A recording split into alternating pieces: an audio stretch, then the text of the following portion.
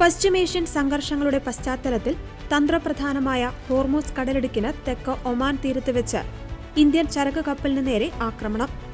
24 ഇന്ത്യക്കാർ സഞ്ചരിച്ചിരുന്ന MT മാരിവെക്സ് എന്ന ഓയിൽ ടാങ്കർ കപ്പലിന് നേരെയാണ് ഡ്രോൺ അല്ലെങ്കിൽ മിസൈൽ ആക്രമണം ഉണ്ടായതായി സംശയിക്കുന്നത്. ആക്രമണത്തെ തുടർന്ന് കപ്പലിന്റെ എഞ്ചിൻ റൂമിൽ വൻ സ്ഫോടനവും തീപിടുത്തവുമുണ്ടായി. എന്നാൽ കപ്പലിലുണ്ടായിരുന്ന 24 ഇന്ത്യൻ ജീവനക്കാരും നിലവിൽ പൂർണ്ണ സുരക്ഷിതരാണെന്ന് കേന്ദ്ര ഷിപ്പിംഗ് മന്ത്രാലയം ഔദ്യോഗികമായി സ്ഥിരീകരിച്ചു. കപ്പൽ ആക്രമിക്കപ്പെട്ടതിന് പിന്നാലെ ജീവനക്കാർ പരിഭ്രാന്തരാവുകയും കടലിൽ വെച്ച് അടിയന്തര സഹായം അഭ്യർത്ഥിച്ച് സന്ദേശങ്ങൾ അയക്കുകയും ചെയ്തിരുന്നു. ഇന്ത്യൻ കപ്പൽ ജീവനക്കാരുടെ സംഘടനയായ ഫോർവേഡ് സീമൻസ് യൂണിയൻ ഓഫ് ഇന്ത്യയാണ് ജീവനക്കാർ അപായഘട്ടത്തിലാണെന്ന വിവരം സോഷ്യൽ മീഡിയയിലൂടെ ആദ്യം പുറത്തുവിട്ടത്. കേന്ദ്ര വിദേശകാര്യ മന്ത്രാലയത്തോടും ഇന്ത്യൻ നേവിയോടും അവർ ഉടൻ ഇടപെടുവാൻ ആവശ്യപ്പെടുകയായിരുന്നു.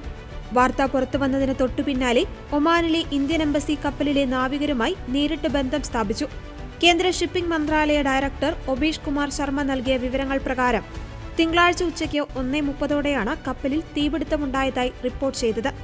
നാവികരുടെ സുരക്ഷ ഉറപ്പാക്കുവാൻ വിദേശകാര്യ മന്ത്രാലയം, ഇന്ത്യൻ നേവി, ഒമാൻ ഭരണകൂടം എന്നിവർ സംയുക്തമായി അടിയന്തര നടപടികൾ സ്വീകരിച്ചു വരികയാണ്.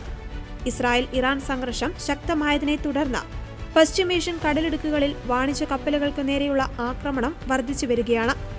ആഗോളതലത്തിൽ ഇന്ധനക്കടത്തിന് ഏറ്റവും പ്രധാനപ്പെട്ട പാതയായ ഹോർമൂസ് കടലിടുക്കിന് സമീപമാണ് ഈ പുതിയ ആക്രമണവും നടന്നിരിക്കുന്നത് എന്നത് അന്താരാഷ്ട്ര തലത്തിൽ ആശങ്ക വർദ്ധിപ്പിക്കുന്നുണ്ട്.